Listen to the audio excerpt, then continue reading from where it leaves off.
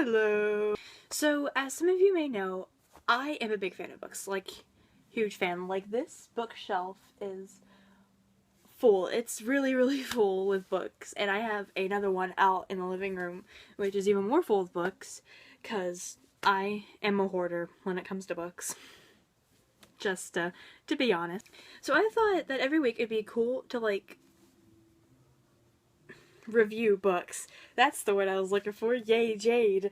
And I wanted to start off with one of my favorite books ever in the universe.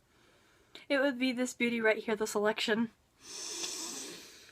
Oh, that book smell though. And because I literally fangirl harder than anyone in the universe, I have all the books. I've read them all. And they've all made me cry at some point or another. This one, oh my god though, like, it's the third book in the series, and there was a part where I got so upset, I threw the book across the room, cried for 5 minutes, picked the book back up, and then started crying again. So anyway, since I'm horrible at explaining stuff, I'm gonna read the back of The Selection by Kiera Cass. For 35 girls, The Selection is a chance of a lifetime. The opportunity to be swept up in a world of glittering gowns and priceless jewels, to live in the palace and compete for the heart of the gorgeous Prince Maxon.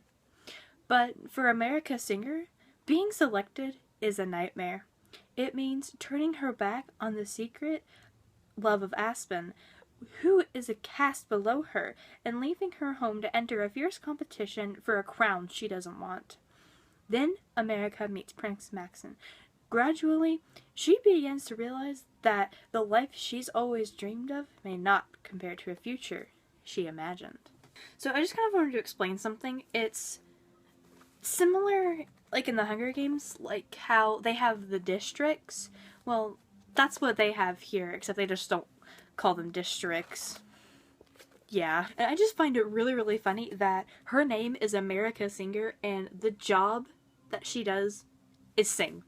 That's her job. She sings. And her name is America Singer. Like, wow. Okay, I just want to say thank you to the rain for raining. Now of all times. Just thank you, Mother Nature. I'm going to be reading the first 5 pages, and I'm only going to be reading 5 pages because I don't want to give too much away, and also I'm very terrible at reading aloud, so I hope you enjoy, and I hope this wasn't a waste of your time. When we got the letter in the post, my mother was ecstatic. She had already decided that all our problems were solved, gone forever. The big hitch in her brilliant plan was me. I didn't think I was a particularly disobedient daughter, but this was where I drew the line. I didn't want to be royalty, and I didn't want to be a one. I didn't even want to try. I hid in my room, the only place to avoid the chattering of our full house, trying to come up with an argument that would sway her. So far, I had a solid collection of my honest opinions. I didn't think there was a single one she would listen to. I couldn't avoid her much longer. It was approaching dinner time, and as the oldest child left in the house, cooking duties fell on me. I pulled myself out of bed and walked into the snake pit. I got a glare from Mom, but no words. We did a silent dance through the kitchen and dining room as we prepared chicken, pasta, and apple slices, and set the table for 5. If I glanced up from a task, she'd fix me with a fierce look, as if she could shame me into wanting the same thing she did. She tried that every so often. Like if I didn't want to take on a particular job because I knew the family hosting us was unnecessarily rude. Or if she wanted me to do a massive cleaning when we couldn't afford to have a 6 come and help. Sometimes it worked. Sometimes it didn't. And this was one area where I wasn't swayable. She couldn't stand it when I was stubborn, but I got that from her, so she shouldn't have been surprised. This wasn't just about me, though. Mom had been tense lately. The summer was ending, and soon we'd be faced with cold. And worry. Mom set down the pitcher of the tea in the center of a table with an angry thud. My mouth watered at the thought of tea with lemon. But I would have to wait. It would be such a waste to have my glass now and then have to drink water with my meal. Would it kill you to fill out the form? She said, no longer able to contain herself. The selection could be a wonderful opportunity for you, for all of us. I sighed aloud, thinking that filling out that form might actually be close to death. It was no secret that the rebels, the underground colonies that hated Aaliyah, our large and comparatively young country, made their attacks on the palace both violent and frequent. We'd seen them in action in Carolina before. One of the magistrates' houses were burned to the ground, and a handful of twos had their cars vandalized. There was even a magnificent jailbreak once.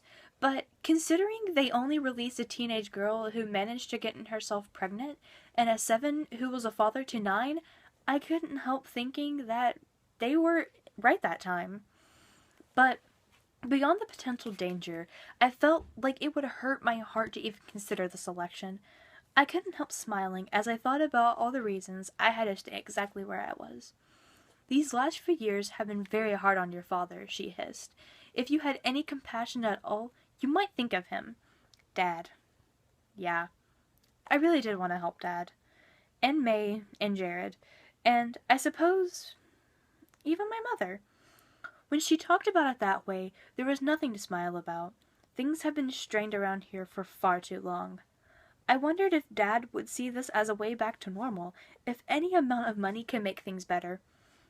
It wasn't that our situation was so precarious that we were living in fear of survival of anything. We weren't destitute, but I guess we weren't far off either. Our caste was just 3 away from the bottom. We were artists, and artists and classical musicians were only 3 steps from dirt. Literally. Our money was stretched as tight as a high wire, and our income was highly dependent on the changing seasons.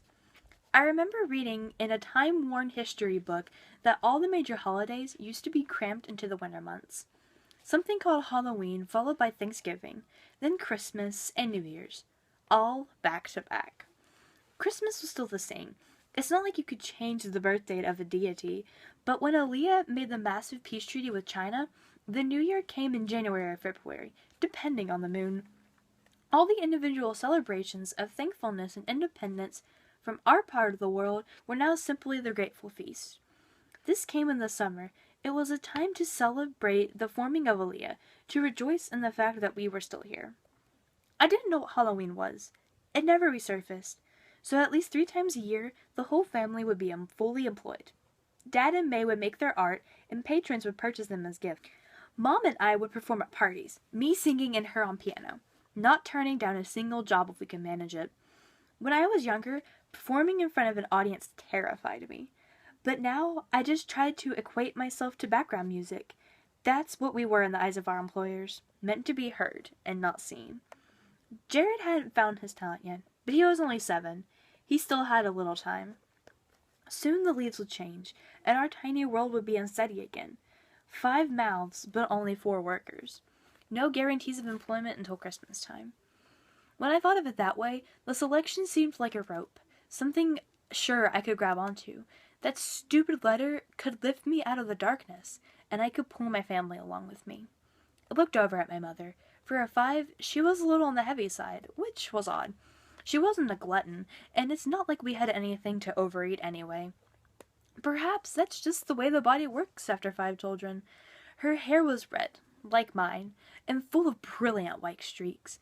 Those had appeared suddenly and in abundance about 2 years ago.